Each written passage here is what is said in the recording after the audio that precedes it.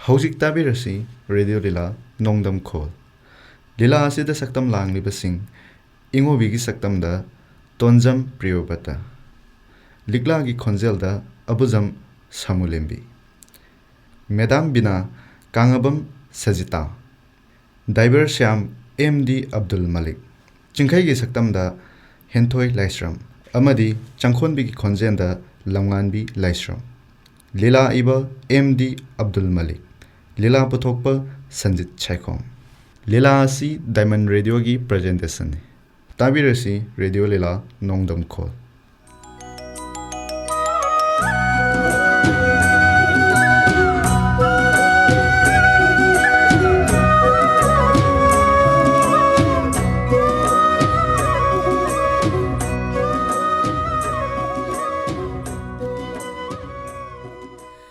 Sangkhon bi Singkhai Nongale hagot lo Moi baba su hagot piro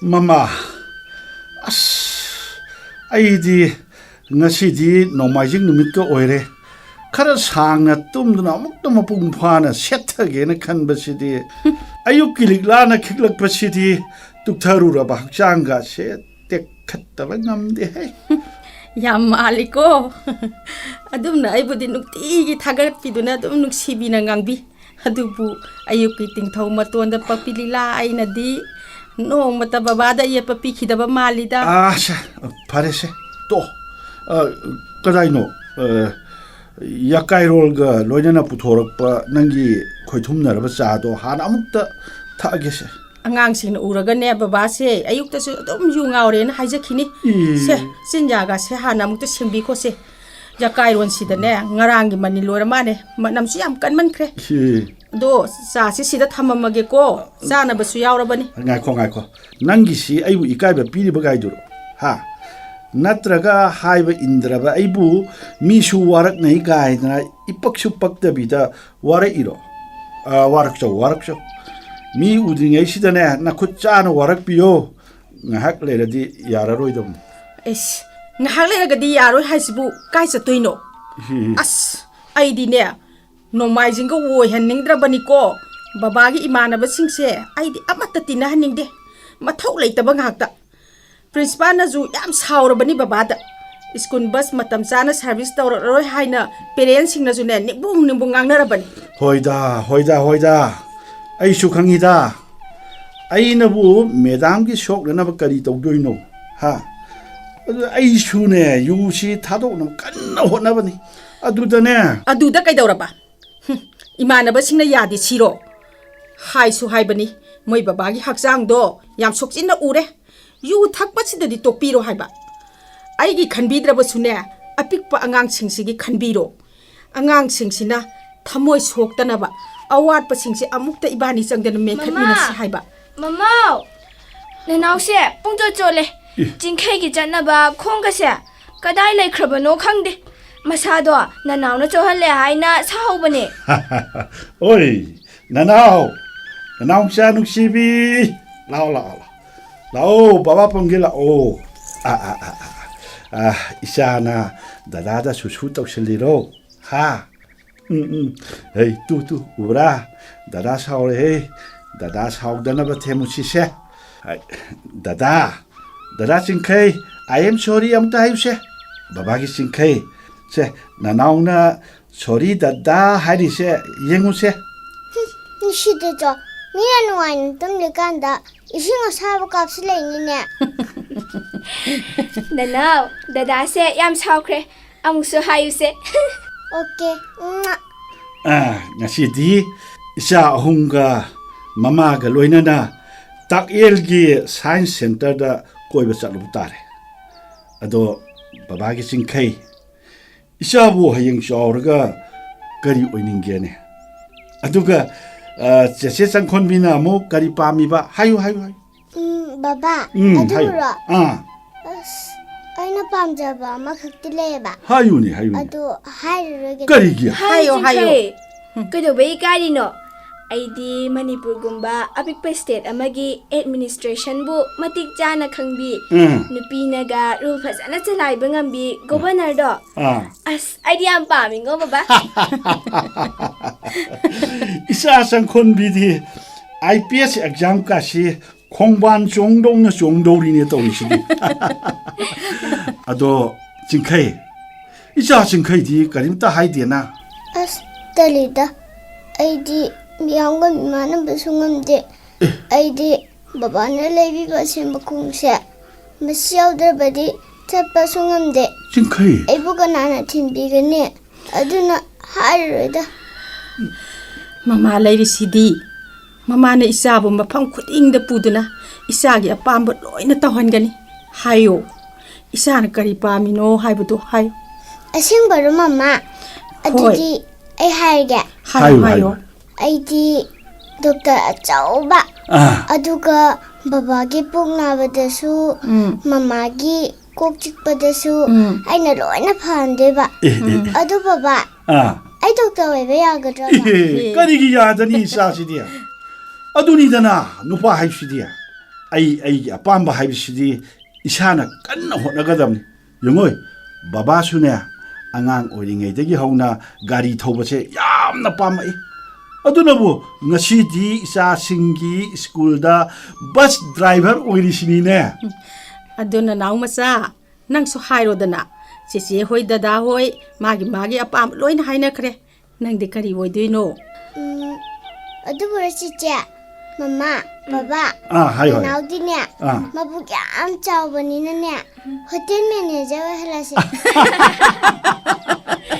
ꯑꯌꯨꯛ ꯑꯉꯟꯕꯁꯤꯗ ꯅꯃꯥꯅ ꯆꯥ ꯌꯥꯝ ꯅꯨꯡꯉꯥꯏꯕ ꯃꯥꯜꯂꯤꯀꯣ Good morning madam Good morning good morning haiba baba medam la iye medam som de lengsin biro ꯍꯩꯃꯥ ꯏꯆꯥꯁꯤꯡꯈꯩꯗꯤ ꯉꯁꯤꯗꯤ ꯃꯁꯛ ꯌꯥꯝꯅ ꯐꯖꯔꯝꯃꯦꯗꯅ ꯑꯗꯨꯒ ꯃꯄꯥꯡꯒꯜꯁꯨ ꯌꯥꯝꯅ ꯀꯜꯂꯝꯃꯦ ꯂꯝꯖꯦꯟ ꯆꯦꯟꯕ ꯉꯝꯂꯅꯤꯗꯅ Thank you madam ꯑꯗꯣ ꯏꯉꯣꯕꯤ 하이비요 ꯃꯦꯗꯥꯝꯅ ꯂꯥꯛꯏꯁꯦ ꯅꯪꯒ ꯋꯥꯔꯤ ꯈꯔ ꯁꯥꯟꯅꯅꯤꯡꯕꯒꯤ ꯂꯥꯛꯄꯅꯤ ꯅꯪꯕꯨ ꯌꯨ ꯊꯛꯄꯁꯦ ꯇꯣꯛꯑꯣꯕ ꯅꯪꯅ ꯇꯤꯟꯅꯔꯤꯕ ꯚꯦꯟ ꯗ꯭ꯔꯥꯏꯚꯔ ꯁꯥꯝꯗꯣ ꯑꯩ ꯀꯌꯥ ꯄꯥꯝꯗꯦ ꯃꯥꯒꯤ ꯃꯑꯣꯡꯁꯦ ꯄꯦꯔꯦꯟꯁꯁꯤꯡꯅ ꯀꯝꯄ꯭ꯂꯦꯟ ꯌꯥꯝꯅ ꯂꯩꯔꯕꯅꯤ ꯑꯩ 마부 딴토아시라 하이나 칼리바니 asumba ni medam aisu babado wari sajaram libani 파레 파레 잉오비 아픽pa 나사 싱시기 칸바다 야함나 와자바니 마루오이나 이사 싱khaigisu khara khallo nang makhoiga tinaranu yu thakpase khara lemlaba tawrasiko hoi madam aishu makhoidagi laptop ke haina khallibani madam adubu dinarurabanina 빡핵 laptop부수 ngamdabanine madam 호이니 호이니 파레 파레 메담 와리 싱세 사닝마데기 락바니다 hoi madam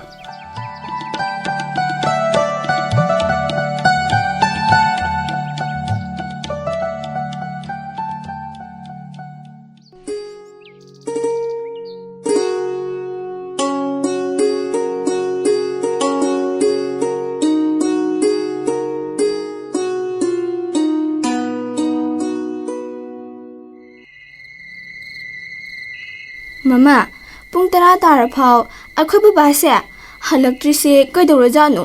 lakjarani da mama na ba mayanga punbaduda mathanda lakpa yadadana tawri oirangani ye Oh, adu kayino mama baba na yumda layrasu moi kaka syamna adum puthoki ado mama na di baba se yu thaklara hai ko mama hoi baba di adum ngawduna hale baba na yu ngawrse toksinairu mama babagi nuksibasa hey sawyade hey ay baba khar thieng khare isa sa noi tumuro baba se makhong hairaga lae ay ligla ay no kari yu thaino thamoi kaibagi thai ay na kairi thamoi se mensin bang ngamlaroi khanbadagi thadok bang ngamdabani ay na yu thae nang na thawai nuaitre nang na nuaitaba ure ay na amuk hena thamoi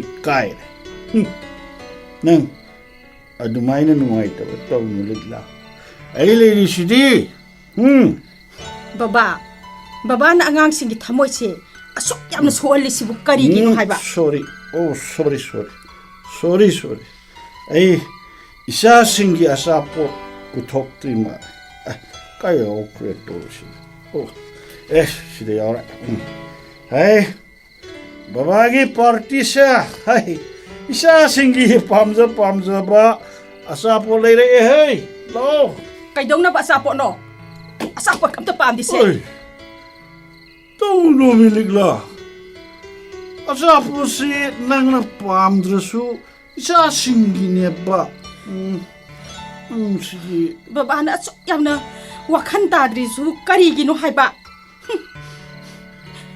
yare se punga se ayokre imung de sanga ne saksa thopiro la niku angang singdi chakrabo hoi sakre nangdi sadriba nat kumune mama se kummoba isa singi wajarabi ai nungsibi ligla se horo amukta kummoba baba na nukti yu thak tana la aga aina karamna nungsiba pakhum piba ngamdoino nangna sawa sisune aidi yam noiri adubuligla ai khange nangna ai bu hing sida thong lonsin biroina haiba ko ai khange ai yamna ware ai yamna ware ba nangna sumaina nukti ahongba leitraga nasagi chakhawdu patpa ngamna hotnari natro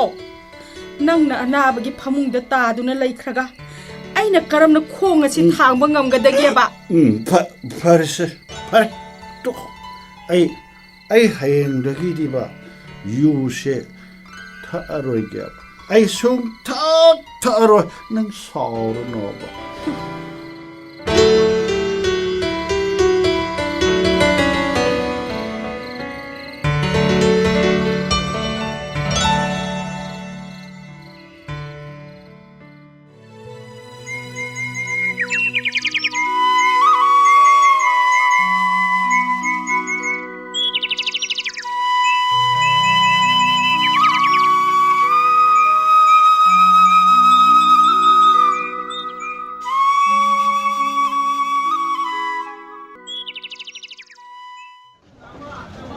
Hello, Karigupto mixing jagay madudi. Lekay sige club na sinjari ba one day market. Ay ba din no mo season na ba yatra ba polam sing. Sakhonbi mama gi khuse yam nare se nangne tilhau gi khaw se amta ya lokse pol huange haibduda mama su hekta loi laisile hoi mama parake dukan degi di si kaithel sina hena kanare ko mama hoi kanare sen paida ba khoi gi dama khallaga ne lekai sigi kalapna hafta khudingi ahong asau phangalani haina ngarang law khibaduda mawong khangning do na yeng rubani da mama su ai madam kai no namana sadi yam leri eda haima ta sha market yaw bala iro hoi bayam chanai hajuda sumi yengi tholakpani kamdori madam hoidi mapuna sanbi banina ita hona yu ngaur su adamo afam hongde ne ha aikhoi baba di madam bina na chaibadagi yu thaktre da ka syam hey sakhonbi tumi layo na ta sha ko na wari sarasi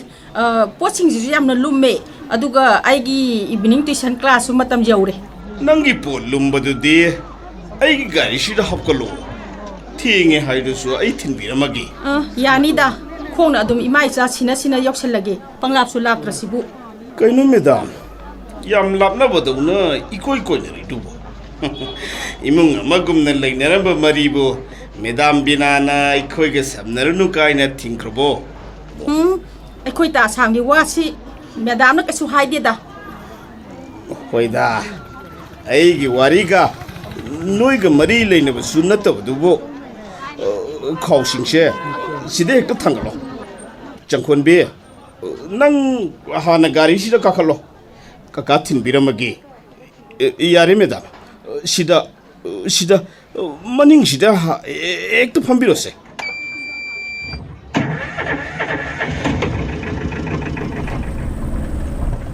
madam ai sa sawning gadagi ai yang ang sing do ꯁ꯭ꯀꯨꯜꯁꯤꯗ ꯊꯥꯔꯛꯑꯔꯣꯏꯒꯦ ꯈꯟꯕꯅꯤ ꯑꯗꯨꯕꯨ ꯑꯉꯥꯡꯁꯤꯡꯁꯤ ꯆꯍꯤ ꯃꯥꯡꯉꯅꯤ ꯆꯍꯤꯁꯤꯃꯗꯤ ꯑꯗꯨꯃꯛ ꯇꯝꯍꯜꯂꯒꯦ ꯑꯉꯥꯡ ꯅꯨꯄꯥ ꯃꯆꯥ ꯑꯍꯜꯗꯨꯒꯤ ꯈꯟꯕꯗ ꯑꯩꯅ ꯁꯨꯝ ꯃꯦꯗꯥꯝꯅ ꯌꯥꯔꯒꯗꯤ ꯑꯁꯪꯕ ꯃꯇꯝ ꯌꯦꯡꯉꯒ ꯇ꯭ꯌꯨꯁꯟ ꯑꯣꯏꯅ ꯐꯤꯕꯝ ꯑꯃꯇꯪ ꯁꯦꯝꯕꯤꯌꯨ ꯍꯥꯏꯖꯕꯕꯨ ꯁꯦꯜꯒꯤꯗꯤ ꯑꯩ ꯑꯗꯨꯝ ꯈꯪꯅ ꯃꯦꯗꯥꯝꯒꯤ ꯇꯧꯖꯒꯦꯗ ꯇꯥꯁ꯭ꯌꯥꯝ ꯁꯦꯟꯒꯤ ꯋꯥꯔꯤ ꯅꯠꯇꯅ ꯑꯩꯗꯤ ꯌꯨꯝꯗ ꯑꯄꯤꯛꯄ ꯑꯉꯥꯡꯁꯨ ꯆꯦꯟꯕꯅꯤꯅ ꯌꯨꯝ ꯊꯥꯗꯣꯛꯂꯒ ꯑꯇꯣꯞꯄꯗ ꯇꯨꯏꯁꯟ ꯂꯧꯕꯗꯣ ꯑꯩ ꯉꯝꯖꯔꯣꯏꯌꯦ ꯃꯦꯗꯥꯝ ꯃꯐꯝꯗꯣ ꯁ꯭ꯀꯨꯜꯒꯤ ꯕꯣꯔꯗꯤꯡ ꯀ꯭ꯋꯥꯇꯔꯅꯦꯕ ꯑꯗꯨꯒꯤꯁꯨ ꯃꯊꯛꯇ ꯏꯇꯥꯎ ꯏꯉꯣꯜꯕꯤꯁꯨ ꯑꯗꯨꯃꯛ ꯊꯛ ꯆꯥꯕ ꯄꯥꯝꯕꯅꯤꯅ ꯅꯣꯡꯃ ꯄ꯭ꯔꯤꯟꯁꯤꯄꯥꯜꯅ ꯌꯥꯔꯛꯇꯕ ꯃꯤꯀꯨꯞꯇ ꯏꯇꯥꯎꯕꯨ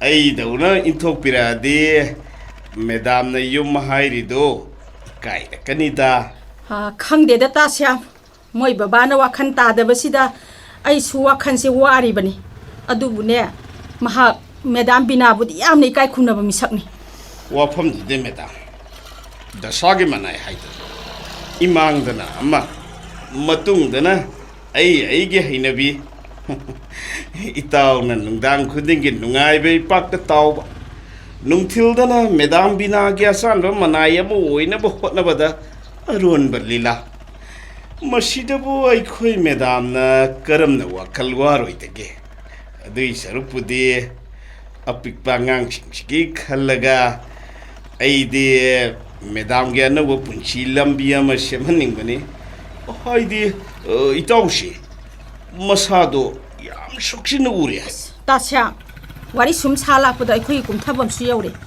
ꯀꯨꯝꯍꯧꯔꯒꯦ ꯁꯪꯈꯣꯟꯕꯤ ꯃꯃꯥꯗ ꯄꯣꯠꯁꯤꯡꯁꯦ ꯄꯥꯏꯔꯛꯑꯣ ꯌꯥꯔꯦ ꯇꯥꯁ꯭ꯌꯥꯝ ꯑꯩꯈꯣꯏ ꯂꯩꯍꯧꯔꯒꯦ ꯃꯇꯨꯡꯗꯗꯤ ꯁꯤꯒꯨꯝꯕ ꯋꯥꯔꯤꯁꯦ ꯃꯈꯥ ꯇꯥꯕꯤꯔꯛꯀꯅꯨ ꯑꯩ ꯃꯣꯏ ꯕꯕꯥꯗꯁꯨ ꯍꯥꯏꯔꯒꯦ ꯇꯥꯁ꯭ꯌꯥꯝꯒ ꯄꯨꯟꯕꯤꯔꯅꯨ ꯍꯥꯏꯗꯅ ꯃꯔꯝꯗꯤ ꯇꯥꯁ꯭ꯌꯥꯝꯒꯤ ꯋꯥꯔꯤꯗꯣ ꯏꯄꯦꯟ ꯄꯦꯟꯗꯕ ꯑꯃ ꯌꯥꯎꯔꯦ ꯑꯩꯁꯨ ꯅꯪ ꯑꯣꯏꯕꯒꯤ ꯍꯥꯏꯕꯅꯤꯗ ꯐꯩꯅꯦ ꯅꯪꯅꯕꯨ ꯏꯉꯣꯕꯤꯕꯨ ꯐꯥꯖꯤꯟꯕ ꯉꯝꯃꯗꯤ ꯍꯣꯔꯦꯟꯗꯤ ꯏꯇꯥꯎ ꯅꯨꯡꯉꯥꯏꯕ ꯃꯐꯝꯁꯤꯕꯨ ꯀꯗꯣꯝꯗ ꯂꯩꯔꯤꯒꯦ ꯀꯥꯏꯅ ꯊꯤꯔꯛꯑꯅꯤꯗ ꯑꯩꯈꯣꯏ ꯕꯕꯥꯗ ꯑꯩꯅ ꯍꯥꯏꯅꯤ ꯀꯥ ꯁ꯭ꯌꯥꯝꯒ ꯇꯤꯟꯅꯔꯨꯅꯨ ꯀꯩꯅꯣ ꯃꯌꯥꯝ ꯁꯥꯍꯧꯋꯤ ꯍꯥꯏꯅ ꯍꯣꯏ ꯑꯄꯪꯕꯤ ꯑꯩꯅ ꯁꯥꯎꯕ ꯅꯠꯇꯦꯅꯦ ꯑꯩꯉꯣꯟꯗ ꯕꯕꯥ ꯀꯧꯔꯛꯎ ꯍꯥꯏꯕꯅꯤꯅꯦ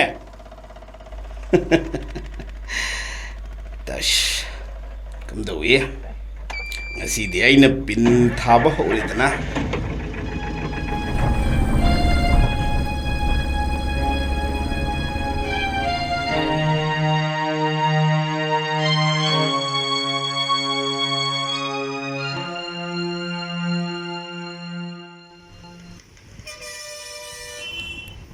ꯑꯩꯅ ꯍꯥꯏꯗ꯭ꯔꯣ ꯕꯕꯥꯗ ꯌꯨꯁꯦ ꯀꯥ ꯍꯦꯟꯅ ꯊꯛꯄꯤꯔꯅꯨ ꯍꯥꯏꯅ ꯍꯧꯖꯤꯛꯇꯤ ꯗꯣꯛꯇꯔꯅ ꯍꯥꯏꯔꯛꯑꯦꯗꯅ ꯆꯈꯥꯎꯗꯨ ꯂꯣꯏꯅ ꯄꯠꯂꯦ ꯉꯥꯏꯈꯣꯁꯦ ꯍꯤꯗꯥꯛꯁꯦ ꯑꯝꯇ ꯍꯥꯟꯅ ꯂꯩꯔꯨꯈꯤꯁꯦ ꯌꯥꯔꯦꯁꯦ ꯂꯩꯗ꯭ꯔꯁꯨ ꯌꯥꯔꯅꯤ ꯌꯨꯒ ꯆꯈꯥꯎꯒ ꯀꯩꯁꯨ ꯃꯔꯤ ꯂꯩꯅꯗꯦꯕ ꯊꯛꯇꯕ ꯃꯤꯁꯨ ꯂꯣꯏꯅ ꯁꯤꯈ꯭ꯔꯦ ꯑꯗꯨꯒ ꯑꯊꯛꯄ ꯃꯤꯁꯨꯅꯦ ꯃꯁꯥ ꯃꯎꯒꯥꯁꯦ ꯗꯨꯞ ꯗꯨꯞ ꯂꯥꯎꯅ ꯐꯔꯗꯅ ꯑꯗꯨꯝ ꯍꯤꯡꯉꯤ ꯌꯦꯡꯉꯣ ꯃꯈꯥ ꯊꯪꯕꯒꯤ ꯇꯥꯀꯨꯃꯥꯔꯗꯣ ꯅꯣꯡꯉꯥꯟꯕꯗꯒꯤ ꯅꯨꯃꯤꯠ ꯇꯥꯕ ꯐꯥꯎꯕ ꯊꯛꯆꯤꯟ ꯆꯥꯁꯤꯜꯂꯒ ꯂꯥꯎ ꯈꯣꯡꯗꯨꯅꯇ ꯂꯩ ꯃꯄꯥꯡꯒꯜꯗꯨꯕꯨ ꯌꯦꯡꯉꯨꯅꯦ ꯂꯧ ꯁꯪꯒꯝ ꯑꯃꯒꯤ ꯐꯧꯕꯣꯠ ꯃꯌꯥꯝꯗꯨꯕꯨ ꯃꯊꯟꯇ ꯊꯥꯡꯉꯤꯅꯦ ꯁꯤꯗꯁꯨ ꯅꯠꯇꯦꯅꯦ ꯑꯃꯁꯨ ꯂꯩꯅꯦ ꯀꯩꯊꯦꯜ ꯃꯌꯥꯒꯤ ꯇꯥꯕꯤꯅꯣꯏꯒꯤ ꯃꯆꯥꯗꯣ ꯂꯐꯣꯏ ꯁꯪꯒꯣꯝ ꯆꯥꯗꯨꯅꯇ ꯂꯩꯕ ꯃꯄꯨꯟꯁꯤꯗ ꯌꯨ ꯀꯔꯤꯅꯣ ꯃꯁꯛ ꯈꯪꯗꯕ ꯑꯉꯥꯡꯗꯣ ꯆꯍꯤ 35ꯗ ꯑꯗꯨꯃꯛ ꯃꯔꯥꯏꯕꯛ ꯊꯤꯈꯤ ꯈꯪꯉꯦꯗꯅ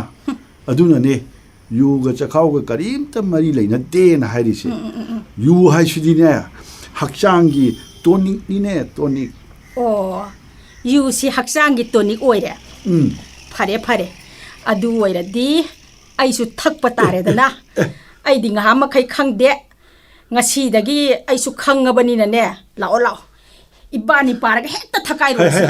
하이 릭라 나티 năng thắc bây giờ tin hì năng thắc bây giờ tin nè. Karigi nupagi나 tonik nupina karigi thak bây giờ rồi dori ba. Adu era di ai su khang dre. Angangsingsi기 칼라가 adom na yu thak pa het thadop pa matam do. Haksang do kayam nungay gi yeng.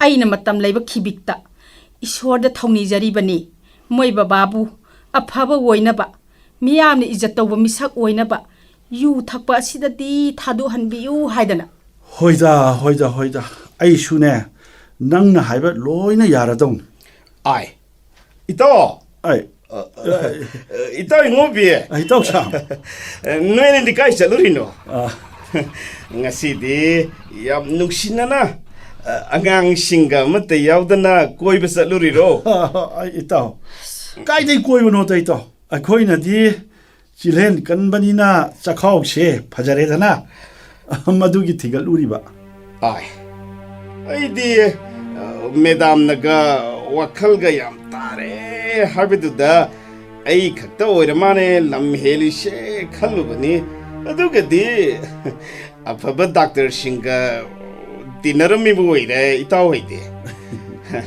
aduga koi medam oisu principal binana sembirabnina pakhungadi yam hairene ꯑꯩꯈꯣꯏꯅꯦ ꯑꯗꯣ ꯏꯇꯥꯎ ꯁꯥꯝꯕꯨ ꯀꯥꯏ ꯆꯠꯂꯨꯕꯅꯣ ꯀꯗꯥꯏꯗꯕꯨ ꯆꯠꯂꯨꯅꯦ ꯍꯥꯏꯒꯦ ꯏꯇꯥꯎ ꯍꯧꯖꯤꯛꯇꯤ ꯁ꯭ꯀꯨꯜꯁꯨ ꯄꯨꯍꯟꯗ꯭ꯔꯕꯅꯤꯅ ꯑꯩꯒꯤꯁꯨ ꯃꯥꯏ ꯄꯥꯛꯅꯕ ꯍꯤꯡꯅꯕ ꯂꯝꯕꯤ ꯑꯃ ꯊꯤꯔꯤꯅꯦ ꯑꯗꯨꯗꯤ ꯌꯥꯝ ꯐꯩꯅꯦ ꯏꯇꯥꯎ ꯑꯃ ꯅꯠꯇ꯭ꯔꯒ ꯑꯃꯗꯤ ꯑꯩꯈꯣꯏ ꯍꯣꯠꯅꯗꯕ ꯌꯥꯗꯦ ꯏꯇꯥꯎ ꯏꯁꯥꯁꯤꯡ ꯈꯜꯂꯒ ꯏꯇꯥꯎ ꯋꯥꯔꯤꯕꯨꯗꯤ ꯐꯖꯔꯤꯕ ꯑꯗꯨꯗ ꯑꯩꯈꯣꯏ ꯏꯇꯥꯎꯅ ꯅꯨꯃꯤꯗꯥꯡ ꯋꯥꯏꯔꯝ ꯉꯥꯏꯕ ꯉꯝꯗꯕꯁꯤꯅꯤ ꯑꯩꯅ ꯍꯧꯗꯣꯛꯇ꯭ꯔꯒꯁꯨ ꯏꯇꯥꯎꯅ ꯍꯦꯛꯇ ꯊꯤꯔꯛꯑꯦ ꯍꯥꯏꯕ ꯅꯠꯇ꯭ꯔꯅꯦ ꯃꯦꯗꯥꯝ ꯇꯥꯁ꯭ꯌꯥꯝ ꯋꯥꯔꯤ ꯃꯇꯥꯡ ꯌꯥꯝ ꯆꯥꯗ꯭ꯔꯦ ꯀꯣꯟꯅ ꯍꯥꯏꯅꯔꯁꯤ ꯍꯦꯔꯥ ꯂꯤꯛꯂꯥ ꯑꯩꯅ ꯅꯣꯏꯗ ꯋꯥꯔꯤ ꯁꯥꯈꯤꯁꯤ ꯊꯛꯈꯤꯗꯦꯗ ꯄꯨꯡꯃꯨꯛꯁꯨ ꯃꯨꯛꯀꯅꯨ ꯂꯩꯀꯥꯏꯁꯦ ꯑꯩꯒꯤꯅꯤ ꯑꯗꯨꯒ ꯏꯇꯥꯎ ꯍꯣꯏꯅ ꯁ꯭ꯀꯨꯜꯁꯤꯗ ꯇꯥꯡꯗꯨꯅ ꯂꯩꯔꯤꯕꯅꯤ ꯏꯇꯥꯎ ꯌꯥꯔꯦ ꯏꯇꯥꯎꯒꯤ ꯋꯥꯗꯣ ꯍꯦꯟꯖꯤꯜꯂꯛꯑꯦ ꯀꯣꯟꯅ ꯍꯥꯏꯅꯔꯁꯤ ꯃꯁꯤ ꯂꯝꯕꯤꯅꯤ ꯂꯤꯛꯂꯥ ꯂꯥꯛꯑꯣ ꯆꯠꯁꯤ ꯂꯥꯛꯑꯣ ꯍꯩ ꯏꯇꯥꯎꯁꯨ ꯋꯥ ꯉꯥꯡꯕꯗ ꯑꯗꯨꯃꯥꯏꯅ ꯃꯨꯛꯄ ꯉꯝꯕꯣꯏꯔꯦ ꯆꯈꯣ ꯃꯣꯇꯥꯗꯨꯒ ꯑꯩꯗꯤ ꯍꯥꯏꯖꯤꯜꯂꯤꯕꯣꯏ ꯈꯟꯕꯅꯤ ꯊꯧꯅꯥ ꯌꯥꯝ ꯐꯔꯝꯃꯤꯖꯥꯠꯅꯤꯅ ꯀꯩꯅꯣ ꯉꯁꯤ ꯏꯇꯥꯎ ꯇꯧꯔꯤꯁꯤꯕꯣ ꯍꯥ ꯏꯇꯥꯎ ꯇꯧꯕꯤꯔꯤꯁꯤ ꯀꯩꯅꯣ ꯃꯔꯤ ꯃꯈꯣꯡ ꯁꯝꯅꯗꯕ ꯋꯥ ꯉꯥꯛꯇ ꯉꯥꯡꯉꯤꯁꯤ ꯀꯩꯒꯤꯅꯣꯕ ꯏꯇꯥꯎꯅ ꯄꯥꯝꯃꯤꯁꯤ ꯀꯩꯅꯣ ꯄꯥꯝꯕꯩꯗꯤ ꯀꯩꯅꯣ ꯏꯇꯥꯎꯅ ꯄꯥꯝꯃꯤꯁꯤ ꯀꯩꯅꯣ ꯄꯥꯝꯕꯩꯗꯤ ꯀꯩꯅꯣꯕ ꯑꯩꯕꯨ ꯐꯨꯒꯦ ꯍꯥꯏꯔꯣ ꯃꯄꯨꯅ ꯌꯥꯔꯦꯅꯅꯦ ꯌꯥꯝ ꯃꯨꯛꯀꯅꯨ ꯅꯣꯏꯕꯨꯅꯦ ꯎꯠ ꯑꯣꯜꯍꯟꯕ ꯉꯝꯕ ꯃꯤꯅꯦ ꯑꯩꯁꯦ ꯍꯦꯔꯥ ꯅꯪꯒꯤꯁꯤ ꯑꯩꯉꯣꯟꯗ ꯎꯁꯤꯠꯇꯕ ꯑꯃ ꯌꯥꯎꯔꯦ ꯅꯪ ꯀꯩꯗꯧꯒꯦ ꯍꯥꯏꯕ ꯀꯩꯗꯧꯅꯔꯒꯦ ꯍꯦ ꯅꯣꯏꯕꯣ ꯍꯥ ꯀꯩꯗꯧꯅꯔꯒꯦ ꯍꯥꯏꯕꯅꯤ ꯀꯩꯗꯧꯅꯔꯒꯦ ꯍꯥꯏꯕ ꯃꯁꯤꯒꯤ ꯃꯤꯐꯠ ꯑꯁꯤꯅꯅꯦ ꯑꯩꯈꯣꯏꯕꯨ ꯎꯕ ꯁꯨꯡꯌꯥ ꯌꯥꯗꯦ ꯇꯥꯟꯅꯗꯅ ꯈꯟꯅ ꯍꯧꯔꯤꯁꯦ ꯃꯁꯤꯒꯤ ꯏꯀꯥꯏ ꯈꯪꯗꯕꯁꯤꯔ ꯍꯥ ꯍꯦ ꯏꯀꯥꯏꯗꯕ ꯅꯁꯥꯒꯤ ꯅꯔꯥꯟꯗꯤ ꯀꯨꯞꯁꯤꯜꯂꯒ ꯆꯦꯟꯕ ꯉꯝꯗꯕ ꯊꯦꯡꯒꯨꯁꯤꯗ ꯇꯥꯏꯅꯔꯤꯕ ꯀꯔꯤꯒꯤꯅꯣ ꯍꯥ ꯅꯔꯤꯜ ꯂꯩꯔꯒꯅ ꯑꯩꯒꯤ ꯌꯦꯡꯅꯁꯤ ꯂꯥꯎꯅꯦ ꯂꯥꯛꯑꯣ ꯉꯥꯏꯈꯣ ꯅꯪꯅ ꯄꯥꯝꯃꯤꯕꯁꯤ ꯀꯔꯤꯅꯣ ꯍꯥ ꯅꯪꯅ ꯄꯥꯝꯃꯤꯕꯁꯤ ꯀꯔꯤꯅꯣ ꯍꯩ ꯂꯨꯈ꯭ꯔꯥꯕꯤ ꯁ꯭ꯀꯨꯜ ꯃꯆꯥ ꯑꯃ ꯂꯤꯡꯈꯠꯂꯒꯅꯦ ꯄꯨꯡ ꯃꯨꯛꯀꯅꯨ ꯅꯪꯕꯨꯁꯤꯅꯦ ꯎꯐꯨꯜ ꯑꯣꯜꯍꯟꯕ ꯉꯝꯕ ꯃꯤꯅꯦ ꯋꯥꯐꯝꯁꯦ ꯅꯪ ꯅꯊꯧ ꯂꯩꯇꯦ ꯀꯔꯤ ꯏꯊꯧ ꯅꯠꯇꯦ ꯍꯥꯏꯕ ꯍꯥ ꯏꯊꯧ ꯅꯠꯇꯦ ꯍꯥꯏꯕ ꯇꯁ ꯈꯪꯕ꯭ꯔꯥ ꯅꯊꯤꯕꯨ ꯌꯨ ꯊꯛꯆꯤꯜꯂꯒ ꯒꯥꯔꯤ ꯐꯖꯅ ꯊꯧꯗ꯭ꯔꯒ ꯁ꯭ꯀꯨꯜꯗ ꯄꯨꯔꯛꯄ ꯑꯉꯥꯡ ꯀꯌꯥꯗ ꯑꯋꯥꯕ ꯄꯤꯈꯤꯕ ꯑꯩꯉꯣꯟꯗ ꯀꯝꯄ꯭ꯂꯦꯟ ꯀꯌꯥ ꯂꯥꯛꯏ ꯍꯥ ꯅꯔꯝ ꯆꯠꯀꯤ ꯃꯍꯩꯅ ꯑꯩꯅ ꯅꯪꯕꯨ ꯇꯥꯟꯊꯣꯛꯄꯅꯦꯗꯤ ꯈꯟꯗ꯭ꯔꯒ ꯃꯤꯉꯣꯟꯗꯒꯁꯨ ꯇꯥꯏꯅꯔꯤꯅꯦ ꯅꯪ ꯌꯥꯝ ꯊꯨꯅ ꯆꯠꯍꯧꯔꯣ ꯅꯠꯇ꯭ꯔꯕꯗꯤꯅꯦ ꯑꯩꯅ ꯍꯧꯖꯤꯛ ꯄꯨꯂꯤꯁ ꯀꯧꯒꯅꯤ ꯈꯪꯕ꯭ꯔꯥ ꯇꯣꯛꯄꯤꯔꯣ ꯃꯦꯗꯥꯝ ꯋꯥꯁꯤ ꯀꯣꯟꯅ ꯉꯥꯡꯅꯔꯁꯤ ꯂꯝꯕꯤ ꯁꯣꯔꯣꯛꯁꯤꯗ ꯃꯤꯅ ꯀꯨꯝꯍꯩ ꯑꯣꯏꯅ ꯌꯦꯡꯅꯔꯦ ꯐꯩ ꯉꯁꯤꯗꯤ ꯅꯣꯏ ꯃꯌꯥꯝ ꯄꯨꯜꯂꯒ ꯃꯤꯆꯪ ꯑꯣꯏꯔꯦꯗꯅ ꯑꯩ ꯀꯅꯥꯅꯣ ꯈꯪꯍꯟꯒꯦꯕ ꯑꯩꯅ ꯀꯔꯤ ꯇꯧꯕꯅꯣ ꯍꯥꯏꯕꯗꯣ ꯅꯣꯏ ꯌꯦꯡꯉꯣꯕ ꯅꯣꯏ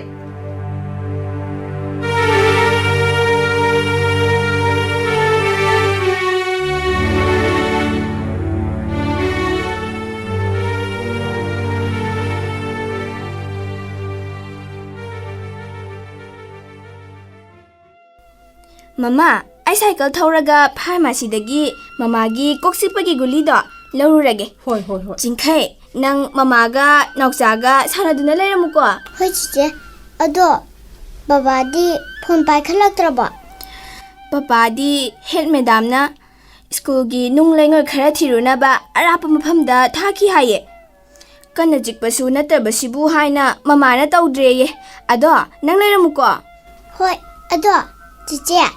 Nahangi haubido. Ai yam tang yabiro cici. Ai di adu yam hauibo. Hoi leirake. Mama, ai chale. Gelo silhauro.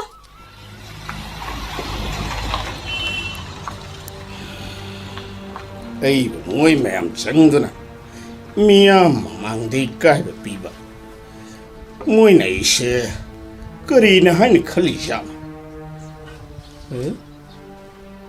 da lai she cycle thore she angang she ingo bigi masan pidna tra mane mushangang she ai kan to ko As, lambi ne na nung ngakta. Kari gari no ne. Henga pa su henga te. Tung de inar lai re ne. As, unthok na wa kreda. Ma han henga han kige. Ima!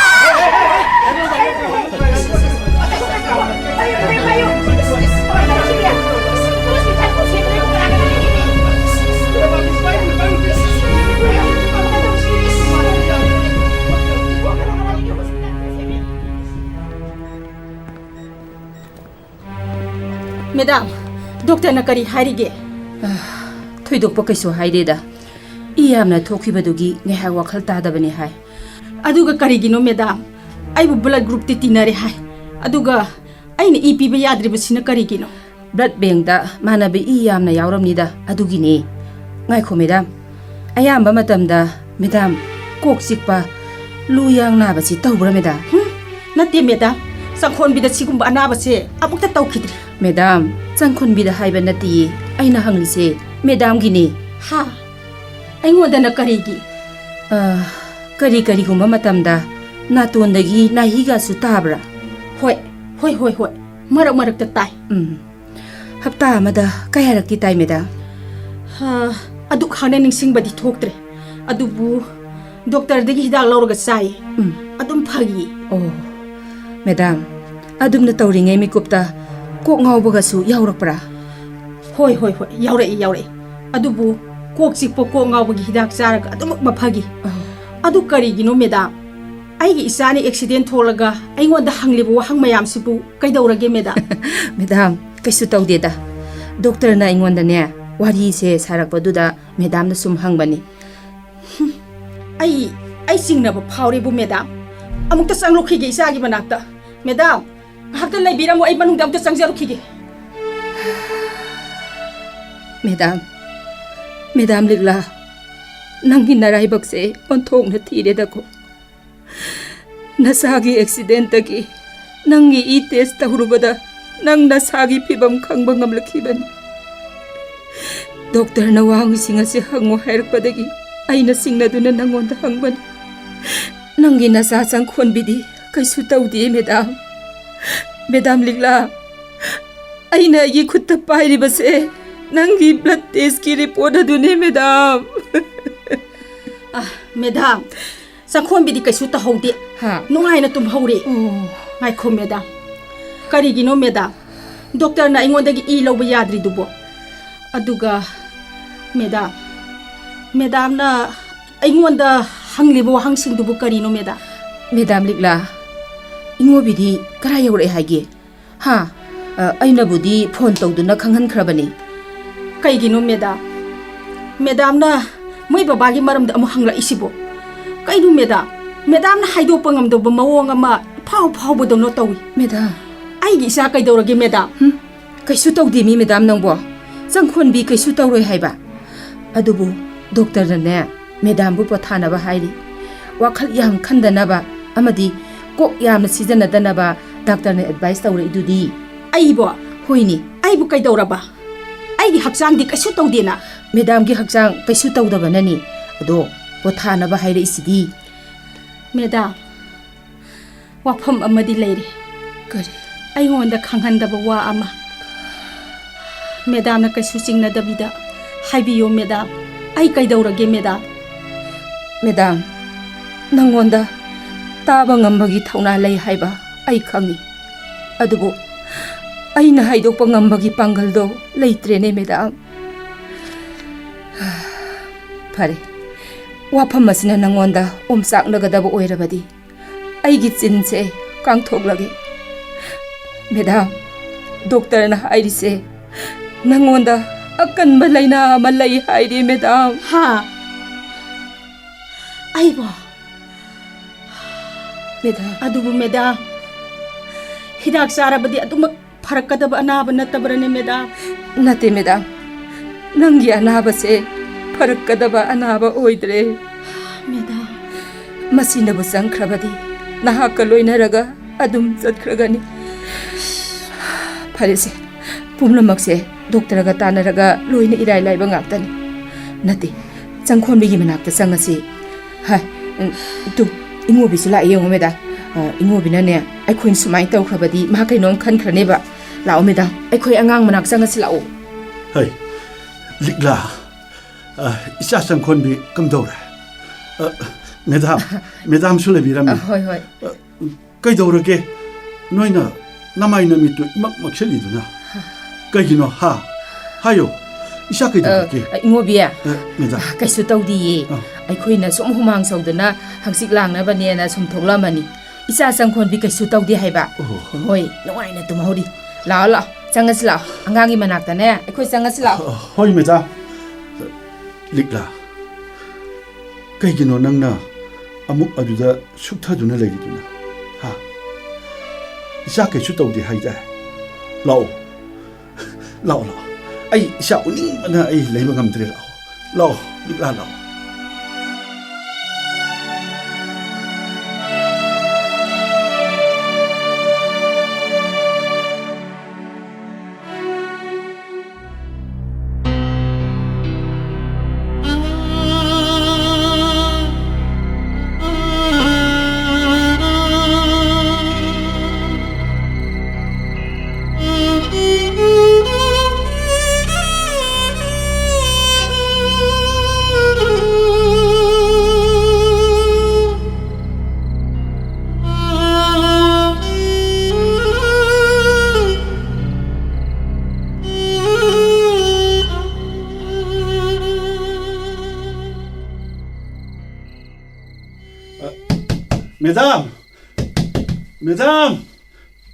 메담!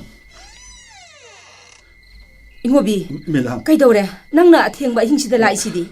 하, 메담 릭라 마상가 먹더라브로. 하, 나트라가 장코미도 아무 그이더르게 하이바 낭보. 메담, 까시도 없대 메다. 하, 마코이 로이나 농아이나 포타호리. 나한기 이샤기 액시덴 아두. 감도는 토키바노 하이나 항바드슈 하라오 릭라나 포쿰 아마따 비유 야데. ꯊꯣꯛꯂꯤꯕ ꯃꯐꯝꯗꯨꯁꯨ ꯃꯤ ꯈꯔ ꯂꯟꯕ ꯑꯍꯥꯡꯕ ꯂꯝꯄꯥꯛ ꯃꯆꯥ ꯑꯃꯗ ꯑꯣꯏꯔꯝꯃꯦ ꯑꯗꯨꯕꯨ madam ꯂꯤꯛꯂꯥꯅ ꯑꯩꯉꯣꯟꯗ ꯋꯥꯔꯧꯕꯒꯤ ꯃꯃꯤ ꯑꯃ ꯇꯥꯕꯗꯧꯅ ꯇꯧꯏ ꯀꯔꯤ ꯑꯩꯁꯨ ꯈꯜꯂꯤꯕꯅꯤ ꯃꯦꯗꯥꯝ ꯏꯆꯥꯕꯨ ꯑꯇꯝꯅꯅ ꯇꯧꯒꯦ ꯍꯥꯏꯅ ꯇꯧꯕ꯭ꯔꯥ ꯅꯠꯇ꯭ꯔꯒ ꯈꯪꯍꯧꯗꯅ ꯁꯣꯏꯕꯗꯒꯤ ꯃꯤ ꯎꯗꯕꯒꯤ ꯈꯨꯗꯣꯡꯆꯥꯕ ꯂꯧꯔꯒ ꯄꯥꯈꯠꯇꯅ ꯆꯦꯟꯈ꯭ꯔꯕ ꯖꯥꯠꯂꯥ ꯃꯦꯗꯥꯝ 이모비 ꯑꯩꯁꯤ 이샤부 망나바 실람리바 마학 아두 티로라 시라하이나 칼리 릭라나부 와팜도기 마땅다 아둠나 퐁도럭브라네 이모비 펑독대 마학디 아이곤데 이행라가 마차싱부 꼰도나 빵깝다 깝비 아이세 메다 릭라기 마팜다 아깡바 파멜굼나 까슈 하이바 남데 이모비 아이 칸기 메다 만 아이부 와로이 하이바 아두부 ꯑꯩꯗꯤ ꯄꯨꯡꯉꯥꯎ ꯉꯥꯎꯖꯕꯅꯤ ꯀꯅꯥꯒꯁꯨ ꯑꯍꯦꯟꯕ ꯊꯧꯅꯥ ꯄꯨꯊꯣꯛꯇꯨꯅ ꯃꯨꯛꯅꯕ ꯄꯥꯝꯗꯦ ꯑꯗꯨꯕꯨ ꯂꯤꯛꯂꯥꯅꯗꯤ ꯑꯩꯁꯦ ꯃꯤꯄꯥꯡꯗ ꯑꯌꯝꯕ ꯃꯤ ꯑꯃꯒꯨꯝꯅ ꯈꯜꯂꯤꯅꯦ ꯃꯦꯗꯥꯝ ꯑꯩ ꯅꯪꯒꯤ ꯄꯨꯛꯆꯦꯜꯁꯨ ꯆꯞ ꯆꯥꯅ ꯈꯪꯏ ꯃꯦꯗꯥꯝ ꯂꯤꯛꯂꯥꯒꯤ ꯄꯨꯛꯅꯤꯡꯒꯤ ꯑꯔꯣꯟꯕ ꯄꯥꯎꯈꯨꯝꯗꯨꯁꯨ ꯑꯩꯉꯣꯟꯗ ꯂꯩ ꯃꯦꯗꯥꯝ ꯑꯗꯨꯕꯨ ꯃꯐꯝ ꯃꯇꯝ ꯆꯥꯗꯅ ꯉꯥꯡꯅꯤꯡꯉꯤ ꯍꯥꯏꯅꯤꯡꯉꯤ ꯍꯥꯏꯗꯨꯅ ꯍꯥꯏꯗꯣꯛꯄ ꯉꯝꯗꯕ ꯊꯧꯅꯥꯗꯣ ꯑꯩꯉꯣꯟꯗ ꯂꯩꯔꯦꯅꯦ ꯏꯉꯣꯕꯤ ꯍꯥꯏꯕꯗꯤ ꯃꯦꯗꯥꯝ ꯑꯩꯈꯣꯏꯕꯨꯁꯨ ꯄꯦꯔꯦꯟꯠꯁꯤꯡꯒꯤ ꯀꯝꯄ꯭ꯂꯦꯟ ꯃꯦꯗꯥꯝꯗ ꯊꯥꯡꯒꯠꯄꯤꯔꯛꯂꯕ꯭ꯔꯥ ꯃꯦꯗꯥꯝ ꯅꯠꯇꯦ ꯏꯉꯣꯕꯤ ꯑꯍꯤꯡꯁꯦ ꯅꯣꯡꯉꯥꯜꯍꯟꯅꯤꯡꯗ꯭ꯔꯦ ꯄꯨꯝꯅꯃꯛꯁꯦ ꯃꯪꯂꯥꯟ ꯑꯃꯒꯤ ꯐꯖꯕ ꯋꯥꯔꯤ ꯑꯣꯏꯔꯝꯂꯕꯗꯤ ꯀꯌꯥ ꯅꯨꯡꯉꯥꯏꯒꯅꯤ ꯏꯉꯣꯕꯤ Excuse me, madam. I am really sorry. Madam ki punsida aina mingjat thihan gadaba oirabadi kasu kaiti. Aikoi isa singa loinana thap laba iramdam agartalada leiba apikpa khumnangdu da hanjakhrage. Nate ngobi nate. I aseng haurakpham. Itin pham oiriba mafam sida punsigi saidang pham lowduna hingjage khalamba ai iral oiramle. Aina maram oiduna ai loina bi isa sing kaidong pham khangdaba usek oiduna koi pu puduna chatlage meda. Ingobi. Akoi chatlage meda. Nate ingobi. Ingobi. Nate. Wakhala do onare. Nakoi satpa yaroy ingobi. Ingoi. Aina ne wai haitabadagi nang medamu serana na khalle. Meda. Ai asemadu hairagi. Haibiyo meda. Yangoi. Medam nangonda wa ma hange ingobi. Karamba wahang. Nangi loina bilikla amadi nasa ahumase matam pumbagi thadong loy haina wasak panghamgadra ingobi.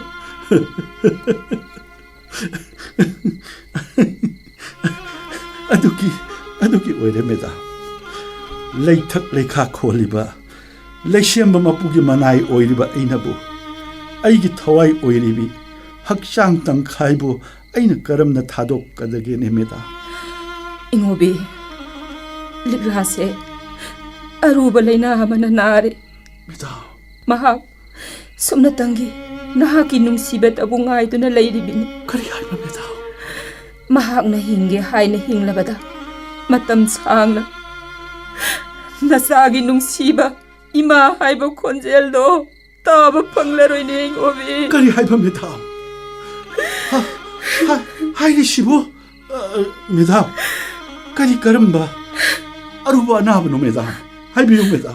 Yengo report asinane confirm oire. Kari. Yengo Madam likla blood cancer positive oire ingobi. Blood cancer. Saliba thani ahumasida taibangi nungsiba mapau kol tararoy. Miyam na hainaba last stage haiba do oiram le ingobi. Meda. Kaino. Karino madam. Madam na haibidi sibo kaino madam. Aina mathong shadaba ama oida sida. Adum na bustangin tawba hongna bara madam. Madam. Hayaydi madam. Hayaydi. Ngobi asengmane madam na hairi se Madam. asengmane. Masibo miyoiba amagi karamba dandino madam. Piningba dandi khudingmak engonda pini. Ayung ngawbane. Aina aigi nupi angang singda awaba pikhiba ngakane. Ngobi Aingonda leina laithung khudingmak loina pibiyo.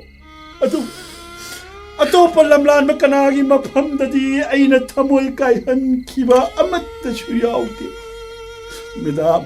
Ngobi Mahak leitarabati aigi angang singsik kanada ima aina kaugdoido. Ngobi Ai biyo meda. Ai yabang moye. Ai madu yabang moye. Ai magi mamang tharaga chatkani meda. Ngobi ai khange nangi thamogi asengba tengtha khola do ai khange nangna taibang semba mapuda kaisu tawba ngamloine pambai ama khapti liklagi damam tawgadaba lai ingobi. Meda. Ai magi damakta thawaya se thaba ngamgani meda. Hai biyo meda. Ai magi damakta kari tawjoge. Hai biyo meda. Haujik mahaki lemahoriba leiminagadaba punsida harau nungai thohallo. Meda.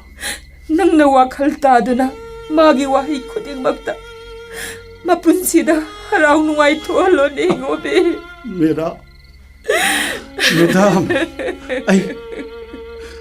Ai mai thire meda. Ai mai thire madam. Ai mai thire.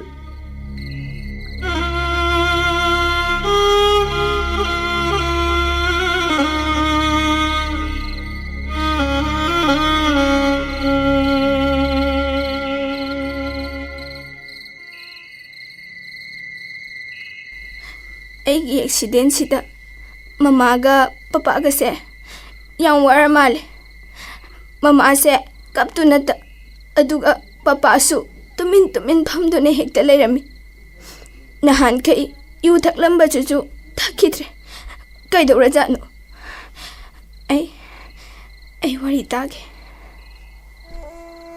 ꯂꯤꯛꯂꯥ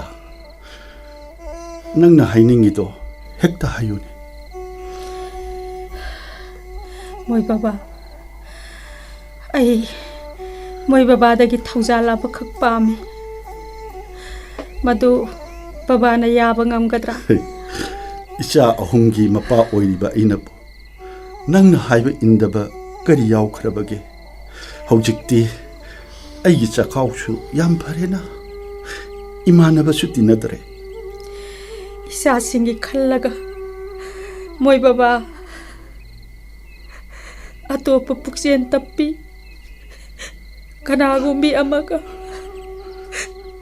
ꯌꯨꯝ ꯄꯥꯟꯁꯤꯟꯅꯕ ꯍꯣꯠꯅꯕꯤ ꯂꯤꯛꯂꯥ ꯍꯩ ꯀꯩꯅꯣ ꯂꯤꯛꯂꯥ ꯅꯪꯅ ꯍꯥꯏꯔꯤꯗꯨ ꯀꯩꯅꯣ ꯍꯛꯆꯥꯡ ꯈꯔ ꯅꯨꯡꯉꯥꯏꯇ꯭ꯔꯒꯕꯨ ꯑꯗꯨꯒꯨꯝꯕ ꯈꯜꯂꯩꯗꯕ ꯋꯥꯈꯜꯕꯨ ꯈꯟꯕ꯭ꯔꯣ ꯂꯥꯡꯉꯨꯁꯦ ꯑꯩꯁꯨ ꯆꯈꯥꯎ ꯅꯥꯔꯝꯕꯗꯒꯤ ꯐꯔꯛꯏꯁꯤꯗꯤ ꯅꯪꯁꯨ ꯑꯁꯨꯃꯥꯏꯅ ꯐꯔꯛꯀꯗꯣꯏꯅꯦ ꯑꯩ ꯂꯩꯇ꯭ꯔꯕ ꯇꯨꯡꯗ ꯏꯆꯥꯁꯤꯡ ꯑꯁꯦ ꯀꯉꯥꯎꯅꯗꯨꯅ ꯍꯤꯡꯍꯧꯕꯗꯣ ꯑꯩ ꯄꯥꯝꯗꯦ ꯂꯤꯛꯂꯥ ꯃꯃꯥꯒꯤ ꯁꯦꯒꯥꯗ ꯅꯥꯎꯊꯤ ꯁꯥꯖꯔꯝꯕ ꯏꯆꯥꯁꯤꯡ ꯑꯁꯤꯅ ꯃꯃꯥ ꯂꯩꯇꯕꯒꯤ ꯑꯋꯥꯕꯗꯣ ꯑꯩ ꯄꯨꯗꯨꯅ ꯆꯠꯅꯤꯡꯗꯦ ꯃꯣꯏ ꯕꯕꯥ ꯂꯤꯛꯂꯥ ꯀꯔꯤꯅꯣ ꯅꯪꯅ ꯍꯥꯏꯕ ꯃꯌꯥꯝ ꯑꯁꯤꯕꯣ ꯑꯗꯨꯅ ꯑꯩꯒꯨꯝꯕꯤ ꯑꯃꯅ ꯏꯆꯥꯁꯤꯡꯒꯤ ꯑꯋꯥꯠꯄ ꯊꯃꯣꯏ ꯑꯗꯨ ꯃꯦꯟꯁꯤꯜꯍꯟꯅꯤꯡꯉꯦ ꯃꯣꯏ ꯕꯕꯥ ꯂꯤꯛꯂꯥ ꯅꯪ ꯊꯥꯖꯕ꯭ꯔꯅꯦ ꯄꯨꯛꯆꯦꯜ ꯇꯞꯄꯤ ꯅꯪꯒꯨꯝꯕꯤ ꯂꯝꯂꯥꯟꯕꯤ ꯑꯃꯅ ꯏꯆꯥꯁꯤꯡ ꯑꯁꯤꯕꯨ ꯇꯨꯐꯛ ꯇꯨꯐꯥꯏ ꯆꯜꯍꯜꯂꯣꯏ ꯍꯥꯏꯕ ꯅꯪ ꯇꯝꯕ ꯉꯝꯕ꯭ꯔꯅꯦ ꯑꯩꯒꯤ ꯄꯨꯟꯁꯤꯅ ꯂꯩꯔꯤ ꯃꯈꯩꯗꯤ ꯑꯩꯒꯤ ꯊꯃꯣꯏꯒꯤ ꯑꯌꯤꯡꯕ ꯂꯤꯛꯂꯥꯗꯤ ꯑꯩꯒꯤ ꯈꯌꯣꯝꯅꯨꯡꯗ ꯑꯗꯨꯝ ꯊꯝꯕꯅꯤ ꯏꯆꯥꯁꯤꯡꯒꯤ ꯑꯁꯦꯡꯕ ꯃꯃꯥ ꯃꯄꯥ ꯍꯥꯏꯕ ꯆꯤꯝꯕꯥꯟꯗꯣ ꯑꯇꯣꯞꯄ ꯂꯝꯂꯥꯟꯕꯤ ꯀꯅꯥꯗꯁꯨ ꯀꯥꯡꯍꯜꯂꯣ ꯅꯪ ꯍꯦꯟꯖꯤꯟꯕ ꯋꯥꯈꯜ ꯌꯥꯝ ꯈꯜꯂ ꯃꯥꯜꯂꯦ ꯅꯪ ꯀꯩꯁꯨ ꯇꯧꯔꯣꯏꯌꯦ ꯂꯤꯛꯂꯥ ꯅꯪ ꯀꯔꯤꯁꯨ ꯇꯧꯔꯣꯏ ꯑꯩ ꯊꯥꯡꯒꯗꯕ ꯈꯣꯡꯊꯥꯡ ꯃꯁꯤꯡ ꯁꯨꯗꯣꯔꯦ ꯕꯕꯥ ꯏꯆꯥꯁꯤꯡꯕꯨ ꯏꯊꯥꯗꯒꯤ ꯃꯨꯜꯍꯧꯒꯗꯕ ꯃꯇꯝ ꯀꯨꯏꯔꯛꯇ꯭ꯔꯦ ꯑꯩ ꯏꯆꯥꯁꯤꯡꯕꯨ ꯅꯨꯡꯁꯤꯕ ꯌꯥꯝꯅ ꯍꯦꯟꯒꯠꯂꯛꯑꯦ ꯂꯤꯛꯂꯥ ꯑꯗꯨꯒ ꯋꯥꯐꯝ ꯑꯃꯅ ꯑꯩꯅ ꯅꯥꯔꯤꯕ ꯑꯅꯥꯕ ꯑꯁꯤꯒꯤ ꯃꯔꯝꯗ ꯑꯩꯒꯤ ꯏꯆꯥꯁꯤꯡꯗ ꯑꯃꯠꯇ ꯈꯪꯍꯟꯕꯤꯔꯛꯀꯅꯨ ꯂꯤꯛꯂꯥ ꯀꯔꯤꯒꯤꯅꯣ ꯍꯥꯏꯕꯗꯣ ꯃꯈꯣꯏ ꯑꯍꯨꯝꯒꯤ ꯃꯀꯥ ꯂꯥꯝꯕ ꯃꯥꯏꯊꯣꯡꯗꯣ ꯌꯦꯡꯂꯒ ꯆꯠꯈꯤꯒꯦ ꯑꯩ ꯂꯤꯛꯂꯥ ꯍꯩ ꯀꯔꯤꯒꯤꯅꯣ ꯅꯪꯅ ꯑꯩꯉꯣꯟꯗ ꯑꯍꯛꯄ ꯗꯥꯛꯐꯝ ꯑꯃ ꯇꯥꯍꯜꯂꯤꯕꯁꯤꯕꯣ ꯍꯦ ꯅꯪ ꯑꯗꯨꯃꯥꯏꯅ ꯍꯥꯏꯅꯨ ꯑꯩ ꯅꯪꯕꯨ ꯃꯐꯝ ꯈꯨꯗꯤꯡꯗ ꯄꯨꯗꯨꯅ ꯅꯪꯕꯨ ꯂꯥꯌꯦꯡꯒꯅꯤ ꯂꯤꯛꯂꯥ ꯃꯃꯥꯎ ꯆꯈꯣꯟꯕꯤ ꯑꯩꯅꯗꯤ ꯀꯗꯥꯏ ꯆꯠꯈ꯭ꯔꯕꯅꯣꯅ ꯀꯣꯏꯊꯤ ꯊꯤꯔꯨꯔꯤ ꯑꯗꯨꯒ ꯄꯄꯥꯒ ꯅꯣꯏꯅꯤ ꯊꯥꯕꯜ ꯃꯉꯥꯟꯗꯒ ꯊꯋꯥꯟꯃꯤꯆꯥꯛ ꯃꯁꯤꯡ ꯊꯤꯔꯝꯃꯤꯅꯤꯅꯦ ꯄꯄꯥꯒꯅꯦ ꯁꯨꯝ ꯍꯪꯆꯤꯠ ꯂꯥꯡꯂꯝꯕꯅꯤ ꯂꯥꯛꯑꯣ ꯆꯪꯉꯁꯤ ꯂꯥꯛꯑꯣ ꯆꯪꯈꯣꯟꯕꯤ ꯕꯕꯥ ꯄꯄꯥꯅ ꯁꯨꯝ ꯏꯊꯟꯇ ꯐꯝꯕꯗꯨꯗ ꯅꯨꯡꯉꯥꯏꯇꯦ ꯍꯥꯏꯗꯨꯅ ꯅꯃꯥ ꯍꯧꯔꯝꯕꯅꯤꯗ ꯂꯥꯛꯑꯣ ꯆꯪꯉꯁꯤ ꯂꯥꯛꯑꯣ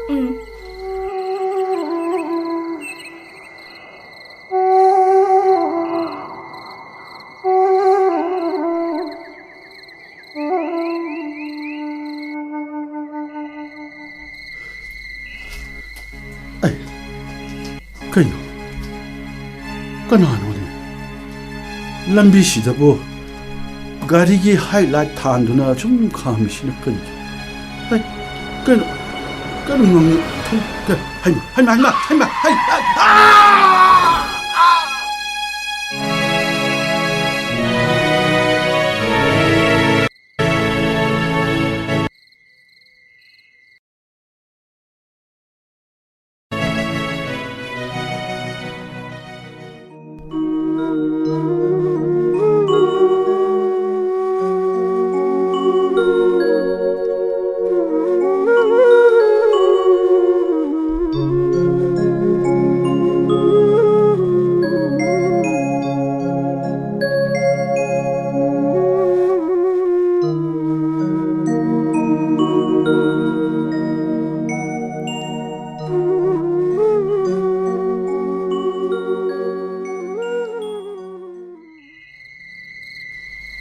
Mama, achik pa ahing sida atiyada kari yengino. Sangkunbi, Mama, mamana atiyada thajana chatliba khongchatse sum yenglambanida. Mana asum chatkibada thaw misang masa singse inabara yengbani. Mama, Nangsu yengune. Tu Mangda amu mayak sengdraba nongi matumse nangi babagi pijondu mandro. Mama, aing ba nushisu yam lae. Nanaw do lok thungani. Kadai, pero o. Nanaw, nang tumabo. Nang yawdradi chiche di tumba nuwaite ba. La, chiche ka tumurase. Lao. Hai, Sangkhonbi ya. Namana sabu tumdri baro. Hai ma. Ligla, nang di aying mamaraga sida kay dawriba. Ha, hai. Lao, nang adumaina tawradi anghang se nungairaroi hai ba. Hai ma, lao. Sangkhonbi ya. So. Nanaw do puraga songoso. Madam, aina pamba amakhakti lay madam. Madam, kaino? Madam na pamlibado. Hikta hayo madam. Isa singase apaba masa uwa phangdana masagi minungsitabu khaurang na ngairiba puksen chawba kana gumba leiragati isa singase makhoy mafamda sinaramge haina khalline Madam, nangna karigino thamoido atuk yamna pikluribadu ha isa singidamaktadi ai leiritsidi ha Madam da aina thajadaba leite adubu ai isa singasidi matam leiba khibikta mama mapagi matam bakta nauthi sajaduna hingjabani madam na laina tawgani haibagi natti madam gi nakta leirabati mapa watpagi awatpado adum phanglagani khanjabani madam phari nangi wakhanna adu yaurabadi adubo aingonda matam kharadi piyo matam piba aibusu matam khara isorna pibirabadi isa singa punna laiminaba phangani ko madam adubu haina singnaba phaure madam hai matam sanggadaba mandre nati madam maram sina aina hinglingai matamda isa singase afaba mafamda lahauba haibado aigi misinuningine madam se to yare se madam ai bukari haina hayo haibano ha ai haifam khangdre madam phare ai ngasima pau piba haukrage madam nangsu aigi laibak ki achauba lanfamsida lanmi ama hoina langda thualedo madam la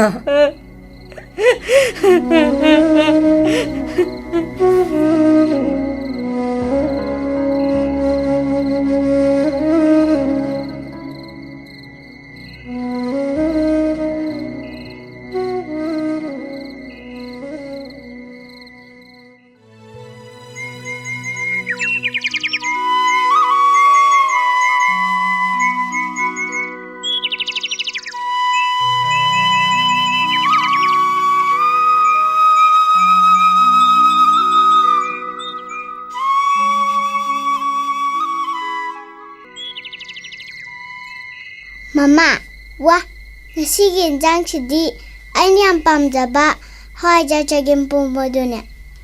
Yam hoibo. Katori chiche, nang yam chadrdia. Cici su jariye, nang na chabado nungai haini yinglini. Saro saro, mamana hauna batung lini, singkai, mamana khara hapa ura. Ado, karigumba, ai laitradi, kanana thong basagani. Kainu mama di kai chatuba. Nakhoi ga punna laibadi pambani. Adubu, ai thaba ama sattaba yadre. Kaidanu mama. Training ama sattoiba. Khara lapa mafamda. Adudi mama. Ai ga punna chachiko mama. Yade, nakhoi ga punna chatpa yaroye. Adudi akhoi thanda kanaga lehudiba. Laiba tabane. Masi akhoi gi laibak tamlamrabani. Mamagi nungsiba. Ai arapa mafamda. Afaba thaba ama phangle. Mama, akhoi bu thadokduna chakhinu mama. Adumna haigano mamagi nungsiba. Mamana satkadori base. Nakhoi gi nungaina bane. Noibu nungai ba pamdrane. Pame mama. Mamana haiba thabak khuding tawgadabani ko. Mamana satringai gi mamangda. Nakhoi ahungi phanaba silamgani. Imung amada nakhoi ahum punna thamlamgani. Phi phajaba saningba ahawa achapot loina saba phangani. Isa singbu luna tawba afaba mama mapasu mafamduda leiramgani ye. Mafamduda loina phangani. Please mama. Akhoi punna imung amada thambiramu mama. Adubu mamagi nungsiba. Imung amada nakhoi ahum punna karamna thamba yagani. Sini mama na khallise. Mama. Ado Cici nanausu akhoi punna unadrabadi leiba ngamoye mama. Aduna mama na yanaba hainabiyu mama. Sangkhon biya. Sangkhon bi. Nang kai daure. Karigino nang nakapibo. Hayo nang kai daurage. Mama, nang karigi oida mangangino. Kadayda nang na ababa tabang bangino. Sangkhon bi. Ay khangi mama. Mama, nang babagi nagda sila daw mane. Sangkhon bi. Nang nakamay na kangino mama iwasibo. Nung babaga sana bata parilo na tahawre. Sangkhon bi. Karigino mama nakapaga chakidi Cici. Kasu tawdida. Ay ko'y pumna magthadoglaga arapada chaturedana. Adugine. Lao, tamaras lao. Cici.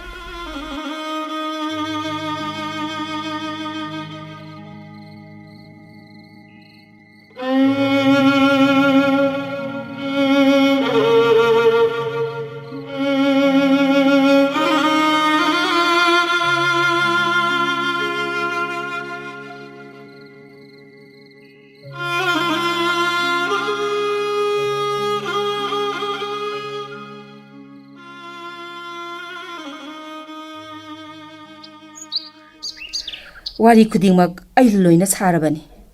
Aina haiba director gi imung haibaduni. Mingna Suresh aduga madam duna Rosni kawi. Hauzik education department da director oiribani. Aduga magi madam duna Sanjen Thong veterinary office da head clerk oina lairibani. Aduga ne likla Sangkhon bi amadi nangi na purobe ingobi bu khudong thiba thohangiba syamdo mapunsi supa jail da thamkhre ne bema.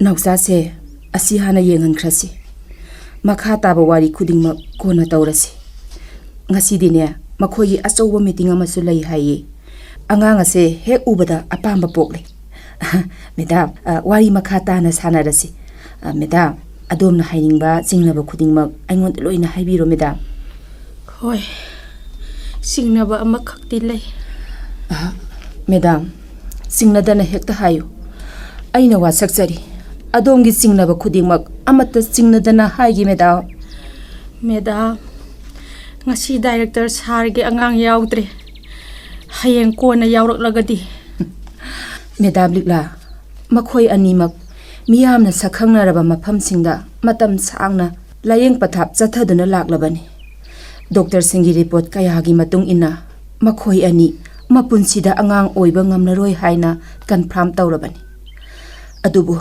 adongumba pukchen saurbi ama matam leiba khibikta thiribani makhoina Madam, makhoi bu thajabiyo makhoi gi asema macha phangjare khanna daita khudimak ai lawjaragi che paper asida sign tawraban ai marai bak thirba isa se laibak phabi madam da sinazaragi madam isa se mama laitaba masani haibadadi khangan birakanu ko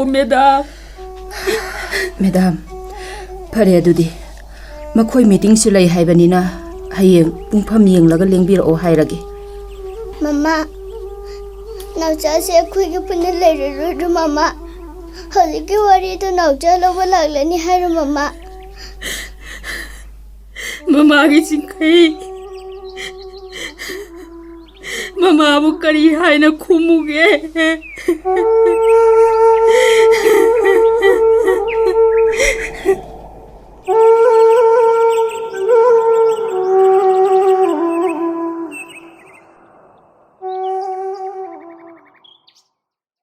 Nausadi karimta kapte haibra meda Thoidokna di kapte hai adubu tumlamdai gi matamda di isado mama aibu thirak male meda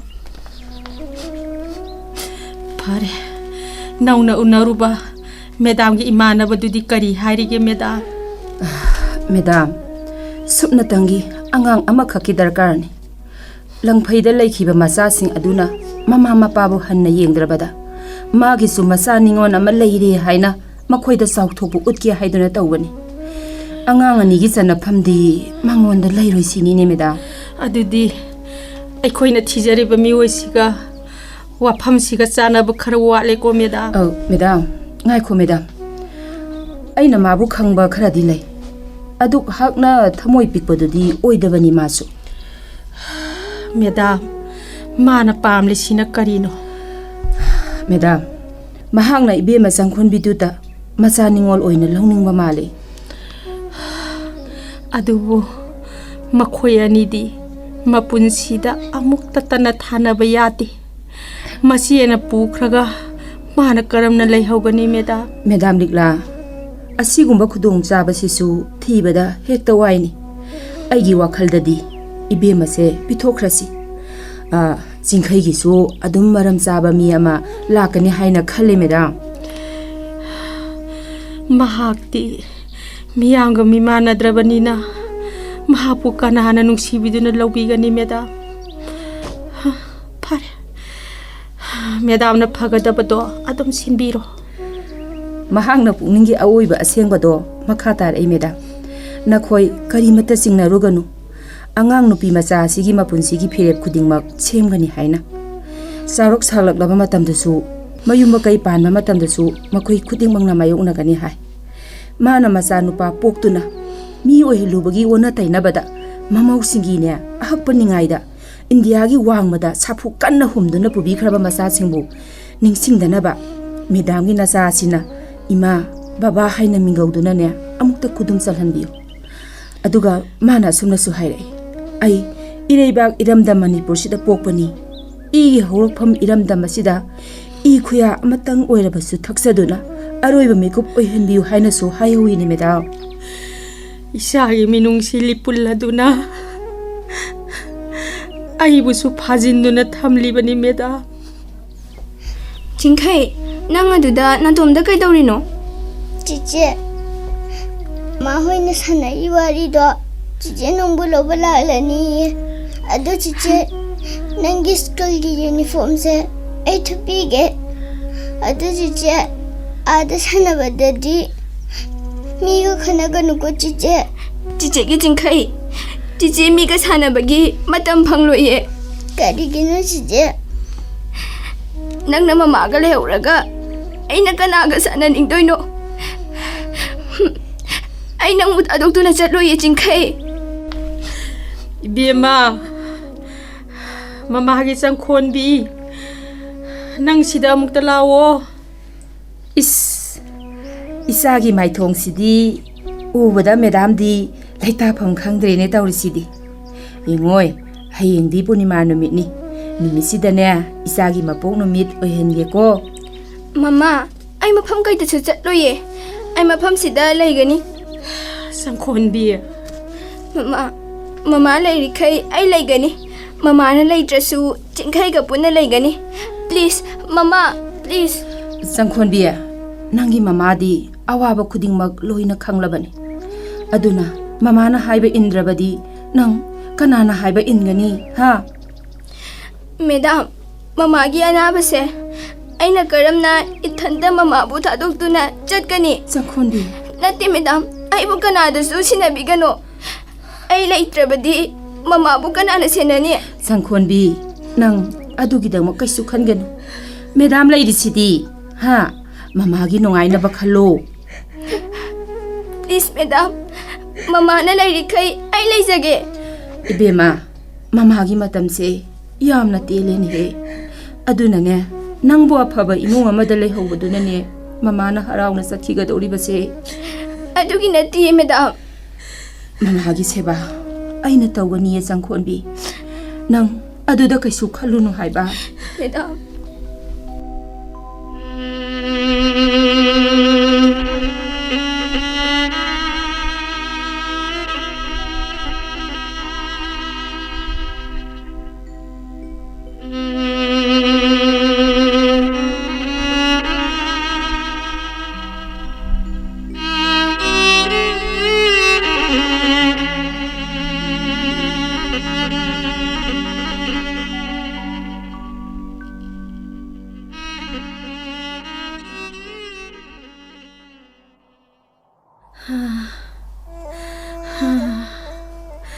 mamagi Singkhai ibungo mamagi hidak to amuk to pirao.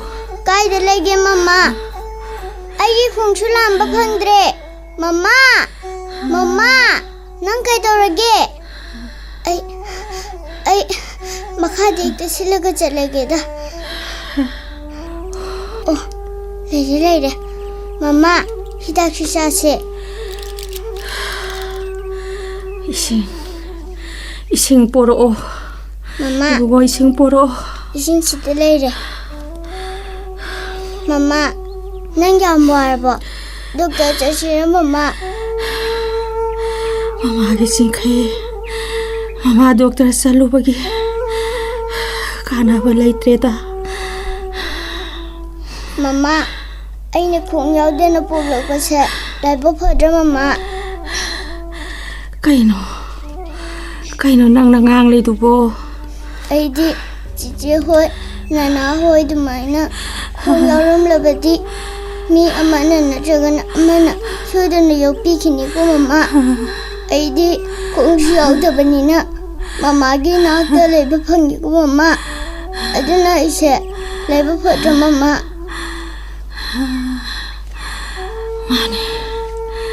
Mane. Isadi laibo yamna phabane. Isagi laibo phaba. Ma, nang kap kani o. Mama na kapa uradi aishu kap ningi mama. Mamagi nungsiba. Mama kapla roy.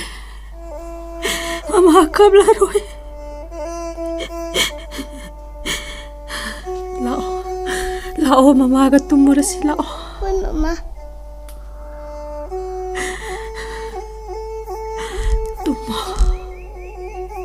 Tumo. Mamagi nungsiba. Tumo. Baba.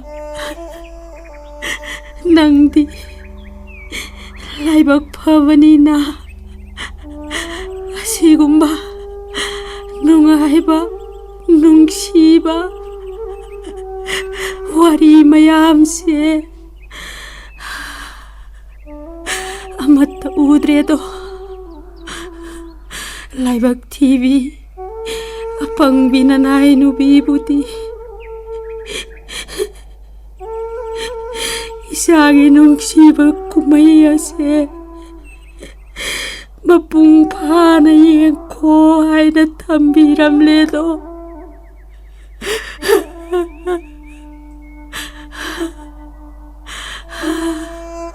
미안가 미만하더라봐 이사신 카이기 간바다 나나이 누비디 나락달락 뻥암드레 Nangdi Asiya sang anibu langday woy duna Arang batwa misak tatinduna Nongdam bamagar loynan Nanay nubi ay ginongdam kon bungay duna layrang ganiko Ay am na wari Ayana wari.